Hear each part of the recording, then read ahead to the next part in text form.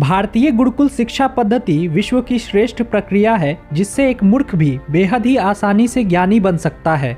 और यह सब कोई कहने की बात नहीं है, बल्कि अतीत में हमें ऐसे कई उदाहरण मिल जाते हैं जिससे हम इस तथ्य को साबित कर सकते हैं। आज के समय कोई भी प्रश्न नहीं करना चाहता है। खासकर विद्यालयों में लोग प्रश्न पूछना गुरुओं का अनादर मानते हैं, लेकिन यह बिल्कुल ही गलत है। गुरुकुलों में हमेशा से सवाल जवाब की प्रक्रिया जीवित रही है। केवल अज्ञानी ही सोचते हैं कि गुरुकुलों में छात्र श्रद्धा के कारण अपने गुरुओं से प्रश्न नहीं करते थे। इसका जीता जागता उदाहरण आज मैं आपके सामने रखता हूँ। हमारे महाकाव्य में श्री राम और श्री कृष्ण को बहुत ही पूजनीय माना गया है, इसलिए उनके कार्यों को सही बताया गया है। लेकिन जब बात शिक्षा की आती है तो एक गुरु श्री राम के कार्य पर भी सवाल करता है। ऐसा करके वह भगवान का अनादर नहीं कर रहा है, बल्कि वह अपने छात्रों को शिक्षा दे रहा है कि वह कैसे अपने विचार को प्रश्न करके बेहतर बना सकते हैं, कैसे वह किसी विचार के हर पहलू को देखकर उसे समझने का कार्य कर सकते हैं। एक गुरु और उनके छात्रों को रामायण के राम और बाली के चरित्र का धर्म के संबंध में बचाव करना था। छात्रों ने राम का पक्ष लेना चुना, इसलिए गुरु ने बाली का पक्ष लिया। जब उनके बीच वाद विवाद शुरू हुआ तो गुरु ने विद्यार्थियों के तर्कों को ध्वस्त कर दिया।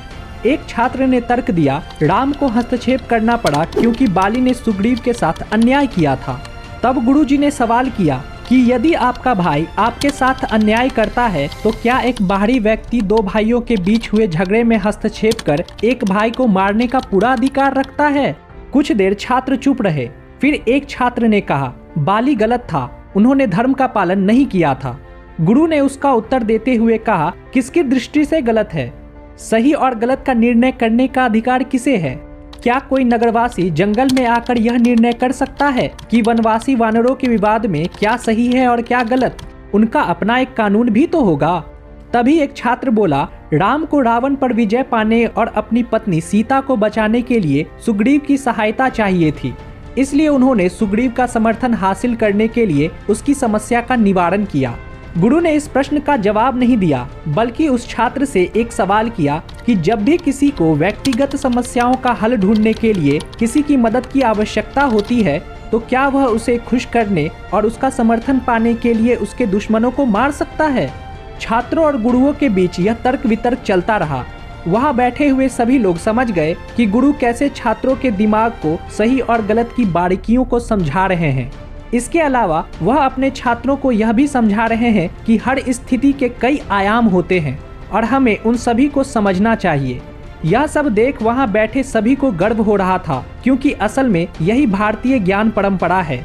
इसी परंपरागत शिक्षा व्यवस्था ने हमें चाणक्य, कालिदास, गार्गी, शंकराचार्य जैसे विद्वान ऋषि और ऋषिका दिए, जो आज भी इस भ्रम में है कि भूमिका, बहस, समूह चर्चा और किसी समस्या के बहुआयामी दृष्टिकोण का आविष्कार आधुनिक शिक्षकों द्वारा किया गया है। तो उन्हें भारतीय गुरुकुलों में जाकर उनकी शिक्षा प्रणाली को देखना चाहिए। जहां अमेरिका में महिलाओं को वोटिंग का अधिकार 1964 में मिला, वहीं भारत में महिलाओं ने न केवल राजपाट संभाला अपितु शोध व आविष्कार भी किए। यह सत्य हर भारतीय को संसार के सभी लोगों को बताना चाहिए। इसी सत्य से संसार के लोगों को समृद्धि मिलेगी।